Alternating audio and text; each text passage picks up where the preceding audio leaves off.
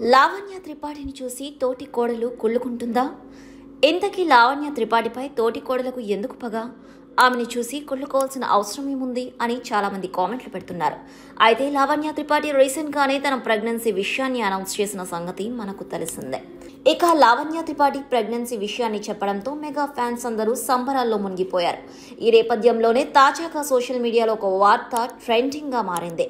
అదేంటంటే లావణ్య త్రిపాఠి పెళ్లైన 3 సంవత్సరాల లోపే తల్లి కావడంతో మెగా కోడలు ఉపాసన కుళ్ళుకుంటుంది అని, మా పెళ్లైన 10 ఏళ్ల తర్వాత మేము పిల్లల్ని కన్నాం, కానీ నా తోటి కోడలికి మాత్రం పెళ్లైన 3 ఏళ్లలోపే పిల్లలు పుట్టబోతున్నారు, నాకు చాలా జలస్గా ఉంది అంటూ తన సన్నిహితులతో చెప్పుకున్నట్లు సోషల్ మీడియాలో ఒక రూమర్ వినిపిస్తుంది.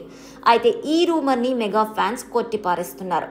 ఉపాసనకి పిల్లలు పుట్టకపోతే ఆమె కుళ్ళుకోవాలని, కానీ ఆమెకు బంగారం లాంటి క్లింకారా పుట్టాక ఆమె ఎందుకు ఉంటుంది? ఇది మెగా ఫ్యామిలీ అంటే పడని కొంతమంది క్రియేట్ చేసిన రూమర్ మాత్రమే అంటూ కొట్టిపారేస్తున్నారు.